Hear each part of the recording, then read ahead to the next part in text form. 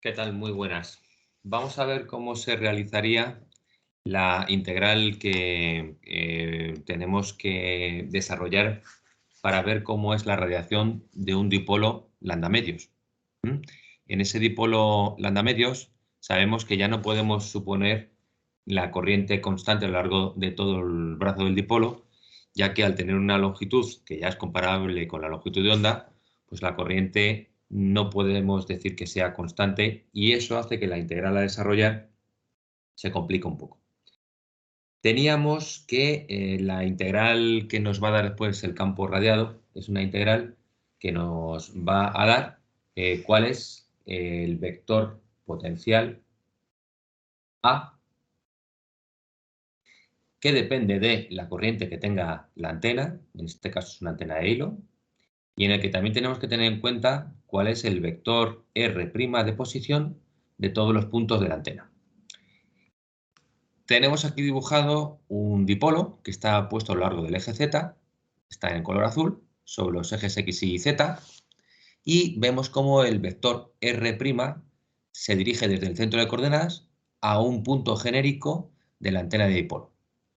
Como el dipolo está en el eje Z, entonces ese vector R' pues será la coordenada Z que corresponde al punto determinado del dipolo, que le hemos puesto aquí como Z', y el vector va orientado en la dirección z unitario, por eso tenemos aquí ese vector unitario z unitario, ¿vale? Además, el diferencial en el que vamos a hacer la integral va a ser a lo largo de donde está la corriente dirigiéndose. Entonces, el diferencial de L os lo he puesto aquí como un trocito de la antena, tal que hacemos una integral en diferencial de z donde está orientada la corriente, y el vector unitario de este diferencial de L también va dirigido según la orientación de la corriente, que es vertical según Z. ¿Vale? Bien, pues el cambio sustancial estaría en la corriente. La corriente hemos visto en las clases de teoría que cuando tenemos un dipolo ya con longitud comparable a la longitud de onda, es una corriente similar a la que tendría una línea de transmisión con un circuito abierto como carga. Bien, haciendo el desarrollo se veía que esa corriente era de este tipo. Teníamos un valor constante y sub 0, pero luego había una variación a lo largo de la posición Z en la que está dispuesto el dipolo y dependiente de la longitud de dicho dipolo. ¿Vale? Entonces esta corriente tenemos que introducirla aquí. Si terminamos de hacer este producto escalar que dependía del vector genérico R' que tengo aquí pintado en verde, pues tenemos que poner entonces el vector unitario radial con el que tenemos que después hacer el producto escalar. Ese vector unitario radial tiene su componente en X, en Y y en Z. De tal manera que cuando hagamos este producto escalar del vector R' por el vector R unitario, estaríamos haciéndolo aquí y vemos que al tener orientación según Z, solamente el factor coseno de θ es el que vamos a aplicar, ¿vale? De tal manera que entonces en esta exponencial que tenemos aquí arriba, pues tendríamos un e elevado a j k sub 0, R unitario R' sería Z' coseno de θ, ¿vale? Este Z' coseno de θ ya está puesto aquí, ¿de acuerdo? Esta exponencial completa sería la que estamos viendo aquí. Bien, por otro lado, también hemos sustituido en la corriente su valor sinusoidal. ¿Qué vamos a hacer en este desarrollo del campo radiado por un dipolo lambda medios? Bueno, vamos a particularizar un caso que es un poco más simple que el que nos quedaría con una longitud genérica. Entonces, para ello, vamos a aplicar que tenemos un dipolo de longitud L igual a lambda sub 0 medios. Y esa condición la vamos a introducir aquí, donde tenemos la longitud del dipolo, ¿vale? Luego esto será lambda sub 0 medios. Os he hecho el desarrollo aquí abajo de cómo quedaría todo este argumento, donde tendríamos K sub 0 por L' medios, lo tenemos aquí, y luego tendríamos menos K sub 0 por Z', que lo tendríamos aquí. Y ahora sustituimos la longitud del dipolo, que la tenemos marcada aquí. Esto es L', K sub 0, esto es pi partido por lambda 0, Y entonces me quedaría el 1/2 que tengo aquí, ¿vale? Este sería el 1/2. De tal manera que entonces este 2 con este 2 se va, lambda 0 se va con el lambda 0, es decir, que este producto te queda pi partido de 2, pi medios. ¿Vale? Luego, entonces, tendríamos que la primera parte, la de k sub 0 de L' medios, en realidad es pi medios, cuando la longitud del dipolo, L' es lambda sub 0 medios. Y luego la otra parte sería menos k sub 0 z, que le tenemos aquí. ¿Qué vamos a intentar hacer? Simplificar un poquito este seno, ¿no? Entonces, si pasamos al seno del ángulo recta en este caso, ¿no? Pues tendríamos que el seno de pi medios menos k sub 0' es seno del primer factor, seno de pi medios, por coseno del segundo, menos coseno de pi medios, seno de k sub 0 z', ¿vale? Y eso es lo que hemos desarrollado aquí, el seno del ángulo recta. Pues tendríamos seno por coseno menos coseno seno. Bien, el seno de pi medios, pues ya vemos que es 1. Luego, este primer término al final queda únicamente como el coseno de k sub 0 z. Y en el otro término que tenemos aquí, al hacer el coseno de 90, pues me sale 0 y por tanto todo el término desaparece, ¿vale? Todo este término desaparece. De tal manera que entonces este seno de pi medios menos k sub 0 z es lo mismo que el coseno, ¿vale? Este desfase de 90 grados, pues es como si hubiésemos hecho el coseno del argumento. Y para poder resolver la integral, fijaos que tengo una primera exponencial que ya hemos definido anteriormente y que viene de esta exponencial de aquí. Y este seno hemos visto que es en realidad un coseno. Entonces, como las integrales de las exponenciales, pues bajo ciertas condiciones son más fáciles de realizar, sobre todo cuando tenemos que vamos a integrar en z, pues lo que he hecho ha sido pasar el coseno por Euler a su exponencial, es decir, elevado a jk sub 0 z más elevado a menos jk sub 0 z dividido entre 2. De tal manera que el elevado a jk sub 0 pues es coseno de k sub 0 z, ¿vale? Elevado a jk sub 0 z, ya sabéis que es coseno a seno.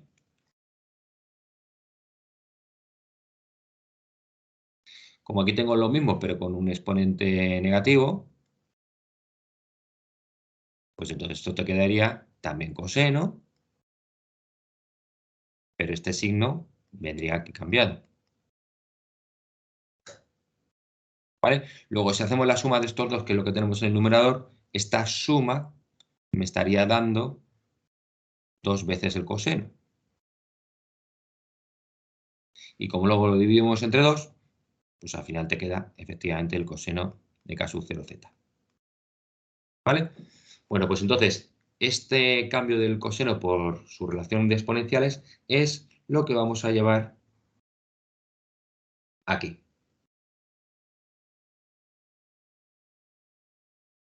Que a su vez sabemos que es coseno de k sub 0z, que a su vez sabemos que es este seno de aquí, que nos había salido antes, de 90 menos k sub 0z. Y que a su vez se cumple siempre y cuando tengas una longitud lambda medios. Bueno, pues entonces estaríamos ya en la disposición de empezar a hacer el resto de la integral. En los límites de integración veis que hemos puesto que la integral va a ser desde la parte inferior del brazo de abajo del dipolo hasta la parte superior. Claro, como todo el dipolo tiene una longitud L' igual a lambda 0 medios, pues entonces la integral sería desde menos lambda 0 cuartos hasta más lambda 0 cuartos, ¿vale? Y eso es lo que hemos incorporado en los límites de integración en z que tenemos aquí.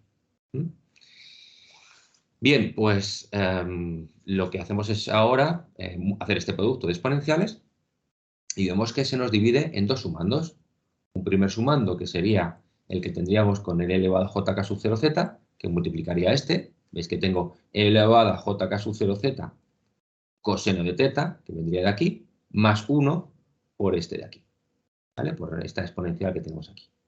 Y el otro término, tenemos el más igual que aquí, el 1 medio, por cierto, este 1 medio lo he sacado aquí fuera. Y entonces, el 1/4 que tenemos en este caso, multiplicado por 2 pasa a ser 8. Y os decía que el otro sumando viene de el e elevado a menos jk sub 0 z, que multiplica a elevado a jk sub 0 z coseno de teta. Bueno, pues ese signo menos lo tenéis aquí, ¿vale? Este signo menos, pues lo tenemos aquí. Entonces, la integral que me queda es una integral que, como vemos, es la misma, salvo por el cambio de este signo que tenemos aquí. Y es una integral en z, afortunadamente, ¿vale? Porque esa integral es una integral inmediata. La hemos separado en dos términos. Veis aquí que he puesto el primer término que está desarrollado aquí. Y luego tenéis aquí el segundo término en el que todo es igual, salvo el cambio de signo. Bueno, ¿qué tendríamos? A ver, tenemos que la integral de esta exponencial es ella misma dividido entre todo lo que multiplica a z. Todo lo que multiplica a z es jk sub 0 coseno de teta más 1. Por eso está aquí en el denominador. Con los límites que hemos dicho antes entre lambda 0 cuartos y lambda 0 cuartos. ¿Vale? Bien, el denominador lo he sacado factor común. Y entonces ahora lo que he hecho ha sido la exponencial, que es la que tiene la dependencia en z, pues he sustituido por los límites lambda 0 cuartos y menos lambda 0 cuartos. Entonces, el primer término, este de aquí, es el que surge de haber introducido lambda 0 cuartos ahí, ¿vale? Entonces, este primer término viene aquí. ¿Qué ocurre? Pues que cuando yo hago k sub 0 lambda 0 cuartos, ¿vale? Que es lo que tengo que introducir aquí. 2pi partido de lambda sub 0 es lo que tendríamos para k sub 0 y ahora multiplica a lambda 0 cuartos. Pues esto me queda pi medios, ¿vale? Que es este pi medios que veis aquí. Y el resto, pues coseno de teta más 1. Cuando haces la sustitución por el límite en menos lambda 0 cuartos, pues en vez de más pi medios, te queda menos pi medios y el resto es igual. ¿Vale? Entonces tengo una resta de dos exponenciales cuyos exponentes son iguales, pero con signo cambiado. ¿Vale? Entonces, bueno, pues igual que antes he hecho el paso de hacer un coseno por exponenciales, pues ahora voy a hacer al contrario. Es decir, si tengo dos exponenciales, voy a ver si lo puedo poner en formato seno o coseno. Bien, cuando sumábamos las dos exponenciales, estas dos exponenciales, me daba el coseno. Pues si restáis en vez de sumar, lo que van a desaparecer son los cosenos y se van a quedar los j-senos al restar. Por eso veis que cuando resto este exponencial menos este, me queda 2 veces j seno de todo lo que haya en el exponente. ¿Vale? Entonces lo tengo aquí. Bien, si sustituimos esto en el numerador y lo que tenemos en el denominador, pues tendríamos la expresión que tenéis aquí, en la que simplemente he sustituido las cosas, y ves que el j se nos va. ¿Vale? Bueno, pues nada más. En esta integral sería exactamente la misma, si fuésemos al segundo término en el que únicamente, como veis, tengo este cambio de signo, de tal manera que entonces en vez de tener un coseno de teta más 1, pues vais a tener un coseno de teta menos 1. ¿Vale? Tanto en el numerador, este numerador, como en el denominador. Entonces la integral es exactamente la misma, pero cambiando el más 1 por el menos 1. Bien, no perdemos mi objetivo, que al final estas dos integrales término 1 y término 2 deben estar sumadas. ¿Vale? Entonces, lo que vamos a tratar de ver es si podemos conseguir algo que nos permita simplificar esa suma del primer término con el segundo. Y para poder hacer esa evaluación de si podemos reducir en algo antes de sumar, pues lo único que he hecho ha sido decir que este seno que teníamos aquí, pi medios que multiplica el coseno de teta más 1, pues se desarrolla el producto, es decir, he hecho pi medios por el coseno de teta, lo tenemos aquí, pi medios por el coseno de teta, y el otro caso es pi medios por 1, pues pi medios, ¿vale? Y este numerador lo he desarrollado aquí, para ver si soy capaz de simplificarlo otra vez mediante sumas del, o sea, seno del ángulo suma o algo parecido, ¿no? Entonces, voy a tratar este numerador, que ya os digo que es el mismo numerador que tenéis aquí y que en este otro caso, pues hubiese sido pues con un menos aquí, ¿vale? Entonces, en el caso del término 2, voy a quitar esto. En el caso del término 2, lo que tendríamos es que habría un 2 veces seno de pi medios coseno de teta menos, ¿vale? Pi medios. Bueno, y el denominador k sub 0 por el coseno de teta menos 1. Bueno, entonces ya os digo, voy a hacer un análisis de los numeradores. En principio voy a empezar con el numerador en el que esto es positivo, lo tengo aquí, y vuelvo a aplicar otra vez el seno del ángulo suma. Ya sabemos que es seno del primero por el coseno del segundo, y en este caso es un ángulo suma, más coseno del primer ángulo por el seno del segundo. Y está aquí desarrollado, seno del primero coseno del segundo, más coseno del primero seno del segundo. Bien. De nuevo, como hay un 90 grados por aquí implícito, veis que el coseno de 90 grados hace que todo este término se anule, y del otro término, el seno de pi medios vale 1, es decir, que te quedaría esta parte de aquí, que es la que tenéis puesta aquí. Si lo hiciésemos con el término en el que aquí tenemos un signo menos, le tenemos puesto en esta zona, ¿vale? Pues la forma que me quedaría al final sería la misma, pero con un signo menos. ¿Vale? En vez de un coseno pi medios coseno de teta, pues te quedaría un menos coseno pi medios coseno de teta. Y ya, una vez que tengo esos numeradores, digamos que simplificados, tanto esta expresión entera como esta otra enterita, pues las tendríamos que poner aquí y aquí, ¿vale? Que es lo que hemos hecho en esta parte inferior. Entonces, el primer término viene de su numerador correspondiente y el segundo término, este segundo término, viene también de su numerador correspondiente, donde el signo menos está puesto aquí. ¿Vale? Y después tendríamos los denominadores, que en un caso ya visteis que era coseno de teta menos 1, lo teníamos aquí, y el otro caso era coseno de teta más 1, que le tenemos aquí. ¿Vale? Y nada, pues me pongo a hacer esta operación y veo que tengo un factor común, que es el 2 veces coseno de pi medios coseno de teta. Lo tengo en el numerador, es el mismo, ¿no? Entonces el 2 veces sale fuera y si veo aquí un 8, con un 2 que ha salido factor común, me quedaría este 4 que veo aquí. El coseno de pi medios coseno de teta, este que tengo aquí que se me repite, lo he sacado fuera. Y entonces al final te queda un 1 partido del coseno de teta más 1 menos 1 coseno de teta menos 1. Lo tenéis aquí. Este y este. ¿Vale? Y este caso 0, también le he sacado factor común y lo he traído aquí fuera. ¿De acuerdo? A todo esto, el vector unitario sigue siendo según z, tal cual lo habíamos planteado en nuestra integral inicial, ¿vale? Que veis que lo voy arrastrando poco a poco y que de ahí no lo cambio. Bueno, pues entonces tengo que hacer ahora esta resta. Veis que es una identidad notable. Tengo coseno de teta más 1, coseno de teta menos 1. ¿Vale?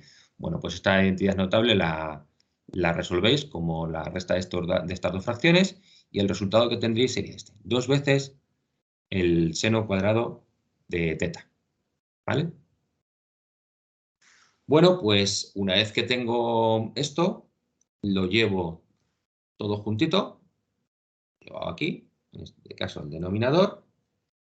Me ha vuelto a aparecer un 2, que junto con este 4 termina por ser un 2 en el denominador. El 2 estaba multiplicando en el numerador y aquí lo tengo el 4 dividiendo. Pues me queda, esto es nu sub 0 y sub 0 partido de 2 pi k sub 0. Y luego esta parte pues es la que hemos ido deduciendo, ¿vale? Finalmente, ¿qué ocurre? Claro, nosotros tenemos el vector A dependiente de la polarización en cartesianas z. Y la radiación que tenemos que sacar del campo del dipolo es en componentes esféricas. Entonces, nos vamos al apéndice que teníamos de FTPO con el cambio de ejes de coordenadas y ahí podemos leer que el vector unitario z pues es coseno de teta según vector unitario radial menos el seno de teta vector unitario teta. ¿Vale? Bien, de estas dos contribuciones, que serían las que habría que poner aquí, ya sabéis que en campo lejano, veis que aquí tengo puesto que voy a tener la contribución del vector radial y del vector teta, pues de las dos, esta no me sirve para el campo radiado. Entonces, únicamente me quedaré con la contribución en teta. ¿Vale? Entonces, al final lo que tengo que hacer es que esta parte de aquí la tengo que multiplicar por menos el seno de teta y componente de teta unitario. Entonces, cuando multipliquéis por menos el seno de teta, el menos que sale aquí, y ahora un seno de teta que habrá en el numerador con uno de los dos senos de teta que tengo aquí multiplicando, pues hacen que solamente me quede uno en el denominador. ¿Vale? Y el vector unitario en teta, que es el que voy a utilizar. La componente radial, aunque existe, no la voy a utilizar para sacar el campo lejano, porque a partir de esta componente en teta del vector A, pues digo que el campo eléctrico en la lejanía, sabéis que es menos j omega la componente correspondiente que hayáis obtenido del vector A. ¿Vale? Por lo que finalmente el campo lejano que tendríais sería, pues si hacéis menos por menos, sería un más, j omega nu sub 0 y sub 0, 2 pi k sub 0 elevado a menos j k sub 0 r partido entre r, coseno de pi medios, coseno de teta partido de seno de teta con teta unitario. Ese sería el campo lejano que tendríamos para esta antena. ¿Vale? Ya os digo que esto es una particularidad de la antena de dipolo con longitud genérica. Campo eléctrico solo tendría componente en teta y sería j omega lo sub 0 y sub 0 partido de 2 pi k sub 0 elevado a menos j k sub 0 r partido de r seno de pi medios coseno de teta dividido entre el seno de teta y teta unitaria. Voltios partido metro. Bueno, pues este es mi resultado final para el campo radiado para un dipolo de longitud lambda medios. Entonces, si esto lo comparamos con la expresión que teníamos para el dipolo con tamaño genérico, ¿vale? Pues me sale, digamos que ligeramente diferente. Claro, porque esto es para una longitud genérica, pero si en esta expresión que se obtuvo para para integrar el vector A en cualquier longitud L, si vosotros aquí hacéis que K sub 0 sea igual, perdón, que L sea igual a lambda medios, ¿no? Si yo cojo aquí y digo, oye, mira, vamos a hacer que L' sea lambda 0 medios. Pues entonces, el factor este K sub 0 L' medios, lo hemos visto antes.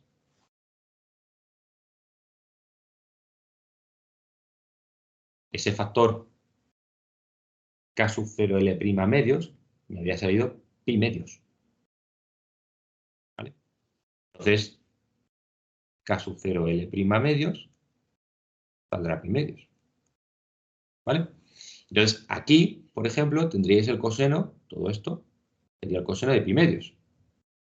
De tal manera que el coseno de pi medios desaparecería. Es decir, todo este término valdría 0. ¿Mm? Esto es lo que acabamos de decir que vale pi medios. Pues entonces tendríamos coseno, abre paréntesis, p medio coseno de teta, cierra paréntesis, partido del seno de teta. ¿Vale? Que es exactamente lo mismo que hemos obtenido cuando hemos hecho la integral. ¿Veis? Coseno, abre paréntesis, pi medio coseno de teta partido del seno de teta. ¿Vale? Es decir, que nos sale la misma expresión. Alguien me puede decir, ya, pero es que aquí tienes un j eta 0 y sub 0 partido de 2pi, ¿no? Y sin embargo en la solución tenemos j omega nu sub 0 y sub 0 partido de 2pi. Bueno, resulta que si operáis un poquito, os daréis cuenta que este eta 0 es lo mismo que omega nu sub 0 partido de k sub 0. Es decir, que esto de aquí es igual a eta 0. ¿Vale? Es cuestión de operar un poquito, sabiendo que eta 0 es la raíz de nu sub 0 partido de epsilon 0, ¿vale? Y que la velocidad de la luz de sub 0 es el inverso de nu sub 0 por epsilon 0. Si hacéis esto, y lo sustituís, os va a salir esa igualdad. Efectivamente, si ponemos omega nu sub 0 partido de k sub 0, pues vamos a ir sustituyendo cada uno de ellos. Entonces, omega es 2pi por la frecuencia.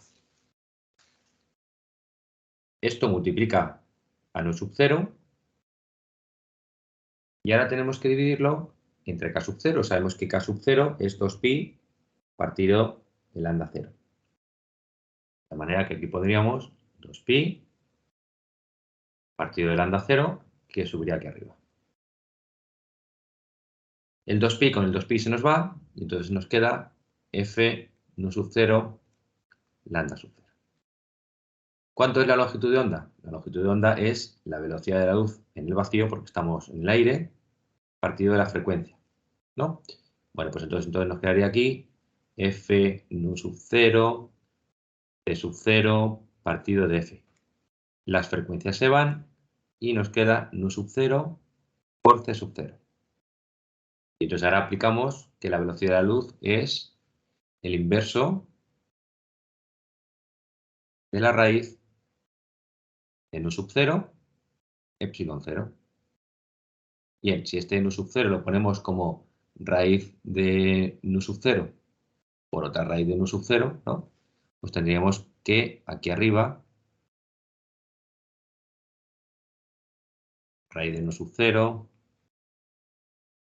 por nu sub 0 partido de la raíz de nu sub 0, epsilon 0. Es decir, que se nos va a ir una de las raíces de nu sub 0 arriba y abajo y nos queda raíz de nu sub 0 dividido entre epsilon 0, que como hemos dicho antes es eta sub 0. ¿Vale?